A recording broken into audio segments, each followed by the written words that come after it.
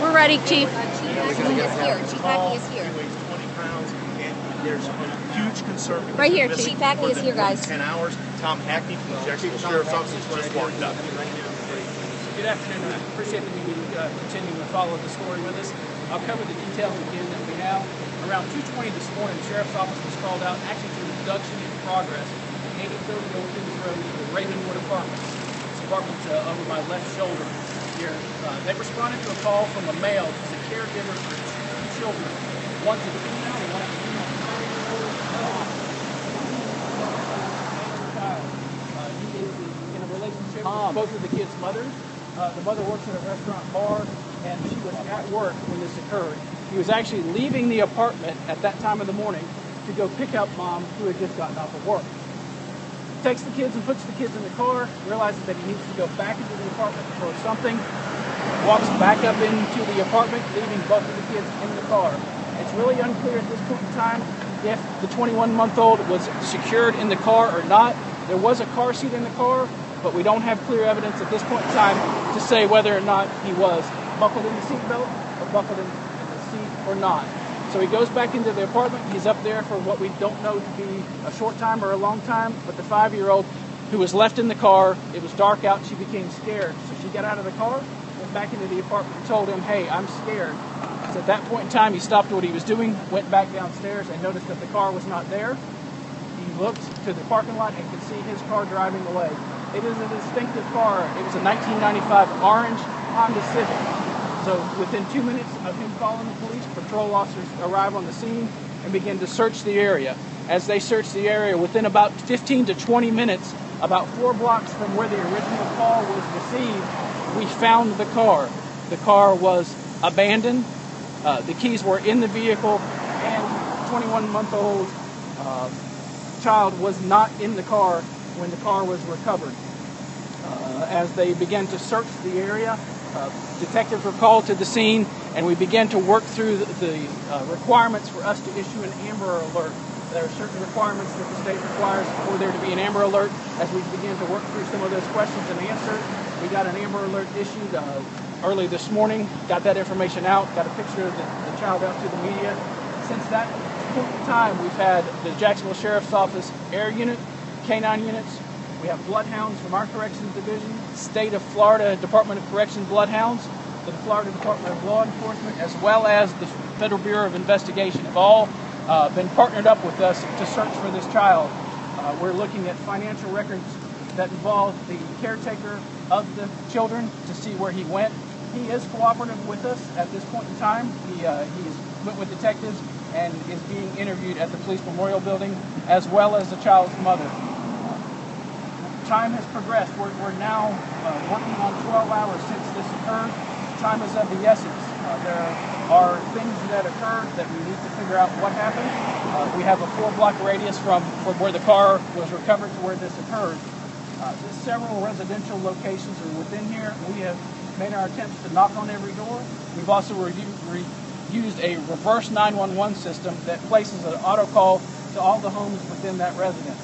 I reach out now to any other resident that lives in this immediate Briarwood neighborhood who maybe we didn't make contact with, who has some information as to where this child is. This is a 21-month-old, 20-pound, blonde-haired, blue-eyed little boy. You've got the picture that's out there. We believe this to be an abduction. We're working actively, this case as an abduction. Believe that somebody may have this child. The child was not in the car, was not in the scene. We had to work several angles, and we continue to do so. The possibility existed, and still may exist, that where the car was recovered, this child is mobile. The child got out of the car and began to walk away from there. That could have also occurred from the time that his sister went from the car back up to the apartment, but he had gotten out and toddled around. With this time that's gone by, we feel like if somebody would have seen that child toddling around, they would have called the police and we would have the child recovered. Again, part of our search efforts have involved our dive team. There's several little bodies of water. There's a swimming pool in the apartment complex. We have made our efforts to search every one of those. Our grid search that starts here begins to move out from here as time progresses, and we don't find this child. So I'm working 2 different types of investigations here. One, is it a missing child that walked off in 2 different locations, or is it an abducted child case? y'all play a key role into the recovery of this child, getting the picture of that child out to outlets throughout the state. I know we have some out-of-town news agencies that are here. That information helps to get that out, and people seeing that and calling with what they have. We're going to follow up on every tip that comes through. Unfortunately for us, there may be a lot of missed calls when it comes to this, that somebody's going to see somebody with a blonde-haired, blue-eyed child. We'll run those calls down when they come through. Information getting out to the public and that getting back to us is key to solving this.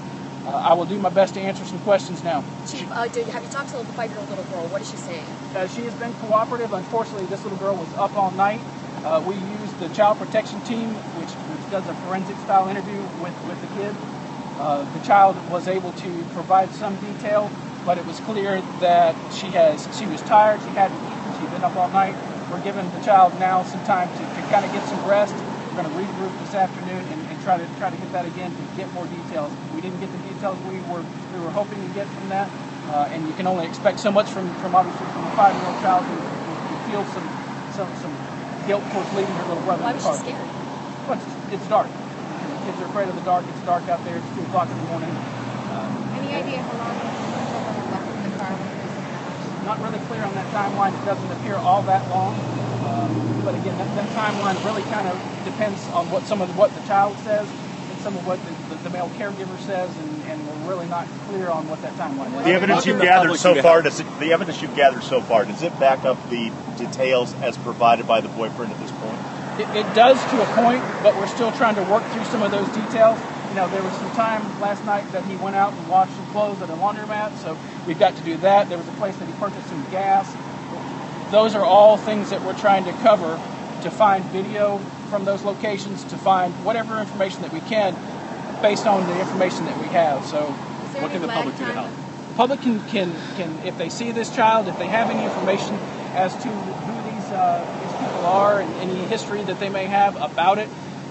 Knowledge is power. The more knowledge we have, the more power we have to putting this together. You know, we have our resources that we're able to use. The public has some resources as well, and if they can reach out to us with what they may have, that could help us. There was a resident over there with this car that was spotted in this neighborhood. A man says that he spotted this car yesterday afternoon, and then oddly enough, this car is connected to this case for this missing child. Talk to us about that connection and what you guys are looking into here. Yeah, it's a very distinctive car. Like I said, it's a 95 orange Honda Civic. I don't think it's something that you could see and miss.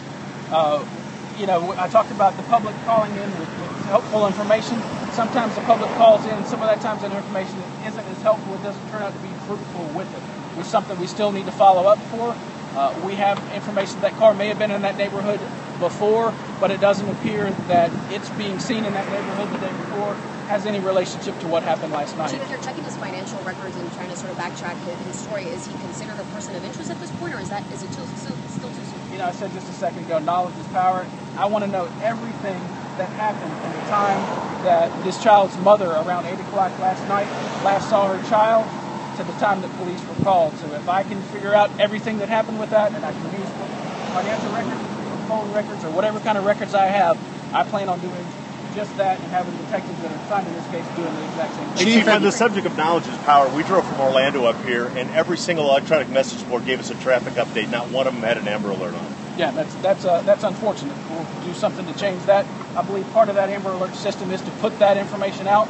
Traffic is important. Nobody wants to be backed up in traffic, but I want to find this child more than I want him to be riding in smooth traffic. You know, a helicopter was involved in the search. We're not seeing a helicopter out here now. Where did that helicopter go? That helicopter was used this morning. Again, some of the wooded areas, the helicopter isn't as effective in searching those wooded areas. We got dive teams, we got people on the ground.